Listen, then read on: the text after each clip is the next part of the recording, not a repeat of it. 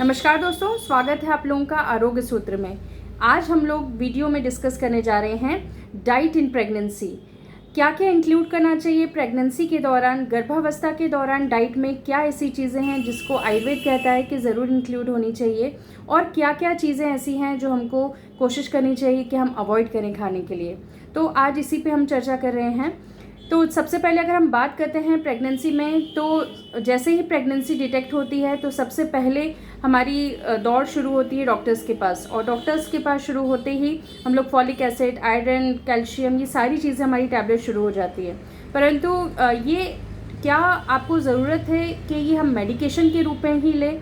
अगर इन चीज़ों का हम नेचुरल सोर्सेज से अगर हम इसको पूरा कर सकते हैं, जो कि हम हमारे आहार में सेवन हो सकता है, हमारे आहार में इंक्लूड हो सकता है, डाइट में इंक्लूड हो सकता है। जैसे कि हम सभी जानते हैं कि दूध कैल्शियम के लिए बहुत फेमस है, ठीक है। तो कैल्शियम अगर सप्लीमेंट के लिए अगर हम बात करें तो टैबलेट्स अगर हम ले रहे हैं तो उसके जगह अगर हम नेचुरल सोर्सेज लेते हैं, दूध है, दूध में शतावरी कल्प डाल के अगर लेते हैं और रेगुलर इनटेक करते हैं तो हम कहीं ना कहीं बहुत सारी मेडिकेशन से दूर रह सकते हैं। इसी के साथ अगर बात करते हैं कि अगर कैल्शियम की बहुत ज़रूरी होती है, वैसे तो अगर आयुर्वेद में बात करें, अगर षड रसात्मक आहार कोई इंसान लेता है तो उसको किसी भी तरीके की कोई भी डेफिशिएंसी नहीं होती है।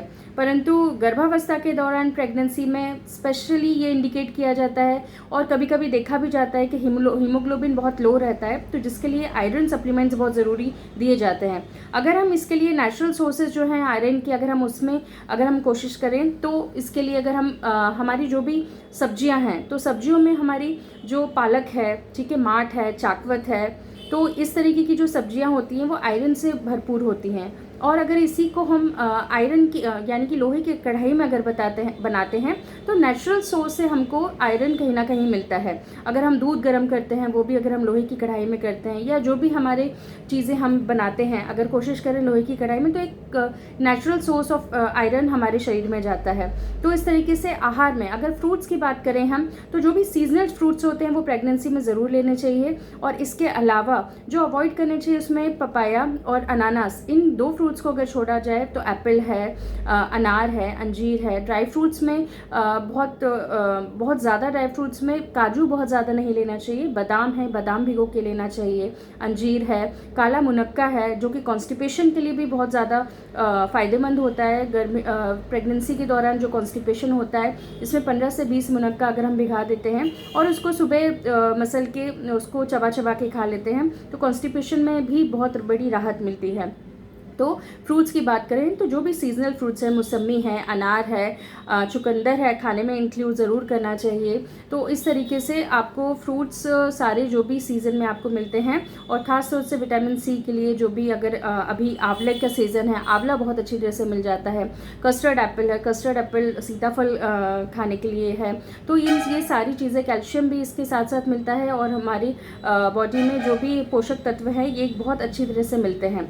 इसी के साथ बहुत इंपॉर्टेंट एक चीज़ होती है जिसको हम चरणामृत कहते हैं, और ख़ास तौर से जिसको आयुर्वेद में पंचामृत नाम से कहा जाता है। और ये बहुत इंपॉर्टेंट होता है, जो अक्सर हम लोग सिर्फ पूजा में चढ़ाते हैं, परंतु अगर पंचामृत का नित्य सेवन किया जाए तो ये भी बहुत एक जीवनीय जिसको हम शक्ति कहते हैं, यानी कि शरीर के ओज को बढ़ाना, इम्यूनिटी को बढ़ाने का काम करता है। उसी तरह से दूध के साथ साथ घी है, मक्खन है, इसका इंक्लूड ज़रूर करना चाहिए। छाछ है, बटर मिल्क, दही को आप अवॉइड करिए क्योंकि दही अभिसंधि होता है और हमारे बॉडी में जो भी चैनल्स होते हैं उसको ब्लॉक करने का काम करता है। तो आप मट्ठा ले सकते हैं। आप मट्ठे में काली मिर्च, काला नमक डाल के, जीरा डाल के, इस तरीके से आप उसको आप ले सकते हैं। और इसी के साथ आप घी का इंक्लूड ज़रूर करिए। खाने में घी का होना बहुत ज़रूरी है क्योंकि घी जो है ये बुद्धिवर्धक होता है, हमारे जो स्मरण शक्ति होती है उसको बढ़ाने का काम करता है। तो इसलिए घी का इंक्लूड ज़रूर करना चाहिए, जो कि खास तौर से आज देखा जा रहा है कि बहुत सारे लोग घी को अवॉइड करते हैं, परंतु घी का इंटेक ज़रूर होना चाहिए, खास तौर से प्रेगनेंसी के दौरान। इसका एक और फ़ायदा होता है कि कॉन्स्टिपेशन की समस्या में अगर किसी को बहुत ज़्यादा कॉन्स्टिपेशन हो तो बहुत सारी मेडिकेशंस अवॉइड की जाती हैं क्योंकि प्रेगनेंसी में। तो इसमें अगर हम हम दूध में 1 चम्मच घी डाल के भी ले लेते हैं, या अगर हम अपनी नॉर्मल डाइट में भी घी दाल में, रोटी में इस तरीके से अच्छी तरह से घी लेते हैं तो कॉन्स्टिपेशन की समस्या नहीं रहती है। बहुत सारी लेडीज़ में देखा जाता है कि फिशर ये समस्या प्रेगनेंसी के दौरान से शुरू होती है और बाद तक ये रहती है।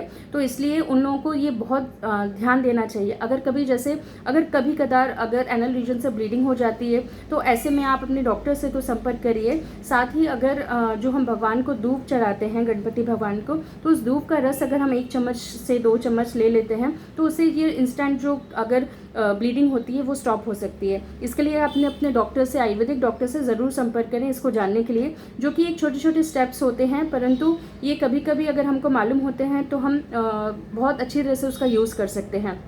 और सिंगाड़ा प्रेगनेंसी के लिए बहुत अच्छा होता है। जो सिंगाड़े का जैसे अभी सीज़न आपको सिंगाड़े मिलेंगे, इसलिए कहा जाता है कि ऋतु अनुसार जो भी फल होते हैं वो सारी चीज़ें हम लोग को खाने अपने डाइट में इंक्लूड करने चाहिए। षड रसात्मक आहार की इंपॉर्टेंस मैंने इससे पहले भी आपको अपने एक वीडियो में बताई है। उसी तरह से प्रेगनेंसी में भी आज मैं ज़रूर बोलूँगी कि षड रसात्मक आहार का ज़रूर सेवन करिए, क्योंकि मधुर, अम्ल, लवण, कटु, तिक्त, कषाय, तो ये जो 6 रस आयुर्वेद में बताए गए हैं डेट इज़ वेरी इंपॉर्टेंट। अगर हम 6 रस का पूरी तरह से सेवन करते हैं तो हमको किसी भी तरह की डेफिशिएंसी नहीं होती है।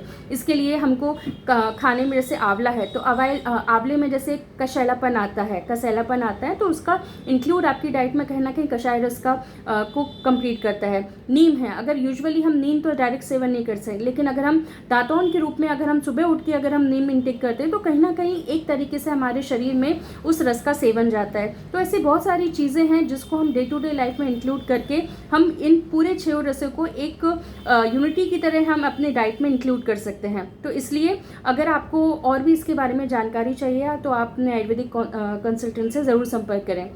इसके बाद अगर मैं बात करूं तो प्रेगनेंसी में हम लोग देखते हैं कि कैल्शियम के जो भी मैंने सप्लीमेंट्स बताए उसी के साथ अगर हम जैसे खसखस है, गोंद के लड्डू होते हैं, प्रेगनेंसी में सूखा नारियल होता है, मेवे का, नारियल का पानी है, उसी में अगर जो हम सूखा नारियल की मेवा बनाते हैं उसी का अगर इंक्लूड करते हैं, अगर हम डाइट में मिश्री के साथ खाते हैं तो बच्चे का जो कलर होता है वो बहुत अच्छा आता है। तो इस तरीके के लड्डू का इंटेक या सूखा भी अगर नारियल मिश्री के साथ दिया जाता है तो बच्चे का और कॉम्प्लेक्शन बहुत अच्छा होता है। तो इस तरीके से ये छोटी छोटी सी चीज़ें हैं, परंतु प्रेगनेंसी के दौरान अगर हम इसका ध्यान दें तो हमको ये बहुत फ़ायदेमंद होती हैं। अगर आगे हम बात करें तो बहुत सारी चीज़ें ऐसी होती हैं जिसको हमको प्रेगनेंसी में एक्सक्लूड करना चाहिए, जिसमें कि बहुत इंपॉर्टेंट जैसे अभी मैंने बताया दही का आपको इंक्लूड खाने में नहीं करना चाहिए। इसके बाद तामसिक भोजन जो बताया गया है, जैसे कि जो नॉनवेज है, अंडा है, मांस मछली है, जो भी नॉनवेज आइटम्स होते हैं ये तामसिक अन्न आयुर्वेद में बताया गया। और तामसिक अन्न लेने से शरीर में कहीं ना कहीं जो तमोगुण होता है वो बढ़ता है, और शरीर में, क्योंकि आपके शरीर में एक नया जीव उत्पन्न हो रहा है तो उसमें जितने आपके शरीर में सात्विक गुणता होगी, सात्विकता अगर हम उस आहार से देंगे उतना ही वो आने वाला जो जीव होगा वो सात्विक स्वरूप का होगा। तो इसलिए हमको बासी खाना या जो भी ये नॉनवेज जो भी आइटम्स होते हैं इसको अवॉइड करना चाहिए। अगर बहुत ज़्यादा ज़रूरी है, बहुत ज़्यादा, तो आप अपने डॉक्टर से संपर्क करके जो आयुर्वेद में मांसरस जैसी ये कल्पना बताई गई उस तरीके से आप उसको लाइट फॉर्म में आप ले सकते हैं, जिसके लिए अगर जो लोग नॉनवेज खाते हैं और उनको बहुत ज़्यादा इच्छा होती है तो इस तरीके से वो इसको खा सकते हैं। और कोई भी कंटिन्यूसली एक रस का सेवन नहीं करना चाहिए। जैसे अगर बहुत ज़्यादा मीठा खाने का मन कर रहा है तो कंटिन्यूसली सिर्फ मीठा ही मीठा खा रहे हैं, या बहुत ज़्यादा नमक का सेवन, बहुत सारे चिप्स, वेफर्स, ऊपर से नमक खाना, अचार, मिर्च मसाला, इस तरीके का कंटिन्यूस सेवन नहीं करना चाहिए। क्योंकि कोई भी अगर एक रस का हम कंटिन्यूस सेवन करते हैं तो उसका असर हमारे होने वाले गर्भ पर ज़रूर पड़ता है। जैसे कि कई बार हम लोग देखते हैं कि होने वाले गर्भ के बहुत तुरंत ही 1-2 महीने में ही जब हम देखते हैं तो बहुत छोटे बच्चों में बाल जो होते हैं वो एकदम वाइट आते हैं। तो इस तरीके से कहीं ना कहीं गर्भिणी अवस्था में उस आहार का सेवन किया जाता है जिसका रिफ्लेक्शन आने वाले गर्भ में जो बच्चा होता है उस पर आपको दिखता है। इसलिए अगर हम बहुत ज़्यादा कंटिन्यूस एक रस का सेवन करेंगे तो उसका कहीं ना कहीं एक डिसीज़ के रूप में आगे चल के गर्भ पे उसका इम्पैक्ट पड़ सकता है। बहुत ज़्यादा वातवर्धक अगर हम आहार प्रेगनेंसी में इंक्लूड करेंगे, बहुत ज़्यादा सूखा खाना खाएंगे, घी इंक्लूड नहीं करेंगे, अंकुरित धान्य खाएंगे, अंकुरित धान्य नहीं खाने चाहिए जिसको स्प्राउट्स कहते हैं, और ख़ास तौर से चना, चना, मटर, छोला, इस तरीके के जो पदार्थ होते हैं ये डाइट में एक्सक्लूड करने चाहिए, क्योंकि इससे कॉन्स्टिपेशन होता है और शरीर में वात बढ़ता है, और वात बढ़ने से शरीर में जो भी गर्भ होता है वहाँ पे भी उसका खराब इम्पैक्ट पड़ता है। दालों की अगर बात करें तो दाल में मूंग की दाल बहुत इंपॉर्टेंट है, ज़रूर खानी चाहिए। और साथ ही साथ अगर अरहर की दाल है, इसका आप इंक्लूड कर सकते हैं खाने में। इसी तरह फल सब्जियां जो होती हैं, जो भी सीज़न में आती हैं, उन सारी सब्जियों का आप सेवन कर सकते हैं। और इसी के साथ जो एक्सक्लूड करने की बात कही है, इसमें अगर कोई भी ख़राब आदत है, जैसे कि अगर अल्कोहल कोई लेता है, किसी को शौक है, तो इन सब चीज़ों को स्किप करने की कोशिश करनी चाहिए, क्योंकि आने वाले घर पे इसका गलत इम्पैक्ट पड़ सकता है। कॉन्स्टिपेशन के लिए मैंने आपको बताया कि काला मुनक्का जो होता है, अंजीर होता है, ये खजूर होता है, इस तरीके की जो अगर हम करेंगे, घी का इंटेक है, तो किसी भी तरह से कॉन्स्टिपेशन नहीं आने दे सकते हम प्रेगनेंसी में। तो इस तरीके से आज हमने कुछ डाइट के बारे में आप लोगों को बताया, जो गर्भावस्था के दौरान बहुत इंपॉर्टेंट होता है। और इसके बारे में अगर आपको और भी जानकारी चाहिए तो आप अपने आयुर्वेदिक डॉक्टर से ज़रूर कंसल्ट करें। फिर किसी टॉपिक के साथ हम लोग मिलेंगे। Thank you.